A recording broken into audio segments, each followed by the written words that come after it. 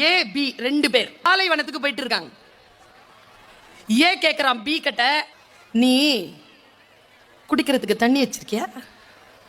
B, நான் எனக்காக வச்சிருக்கிற, நீ உனக்காக வச்சிருக்கியா? வச்சிருக்கேன். பி கேட்குது, சோறு? ஏ சொல்லுது, நான் எனக்காக வச்சிருக்கிறேன், நீ உனக்காக வச்சிருக்கியா? ஓ வச்சிருக்கேன். அப்போ வா ரெண்டு பேரும் போகலாம். ரெண்டு பேரும் போகிறாங்க.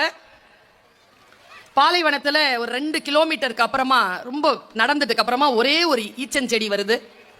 அந்த ஈச்சஞ்செடி கீழே உட்கார்றாங்க. எங்கிருந்தோ ஒருத்தன் வந்துட்டான். நேராக வந்து என்ன சொன்னார், என்கிட்ட நிறைய காசு இருக்குது, என்கிட்ட நிறைய காசு இருக்கு, சாப்பாடு இல்லை, நீங்கள் சாப்பாடு வச்சிருக்கீங்களான்னு கேட்டார்.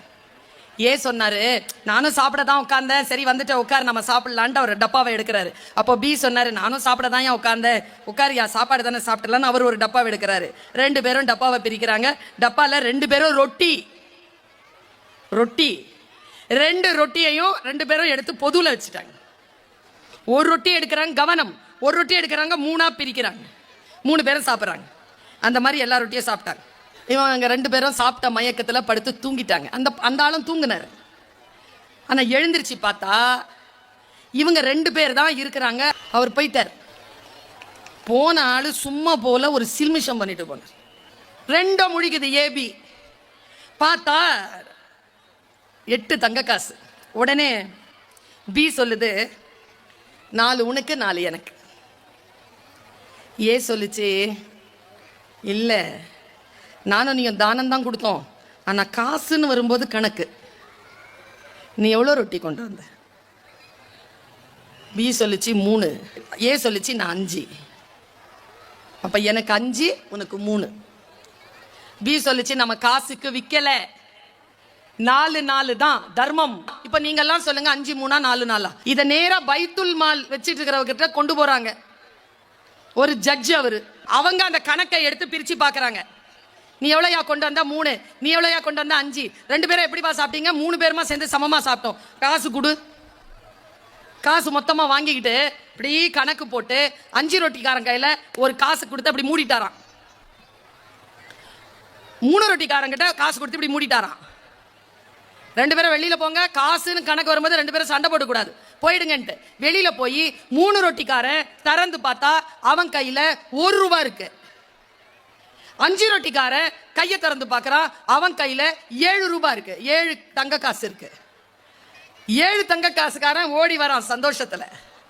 1 ரூபா யோசிக்கிறான், இவனாவது 3 தரேன்னா. நான் தான் சண்டை போட்டு பஞ்சாயத்துக்கு போனேன், எனக்கு 1 கிடைச்சிருச்சு, இது என்ன கணக்குன்னு தெரியலையேன்னு போனா ஜட்ஜு சொன்ன கணக்கு பாருங்க, இதுதான் நீதி. இவர் 3 ரொட்டி கொண்டு வந்தாரு, இவர் 5 ரொட்டி கொண்டு வந்தாரு. மொத்தமா சேர்த்தா எவ்வளவு? டக்குன்னு சொல்லணும். மொத்தமா சேர்த்தா எவ்வளவு? 8. ஒரு ரொட்டியில எத்தனை துண்டு?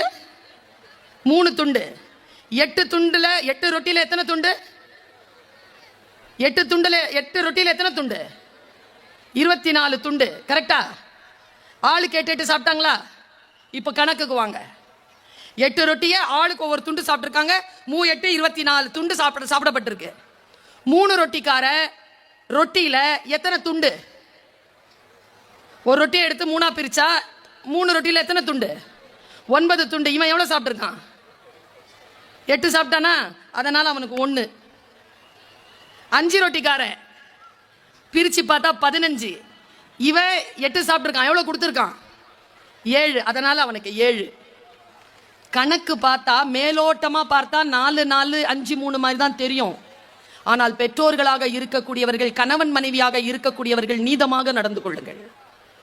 நீதிதான் உங்களுடைய வாழ்க்கையில் உங்கள் குழந்தையை மிகச் சிறப்பானவனாக மாற்றும்.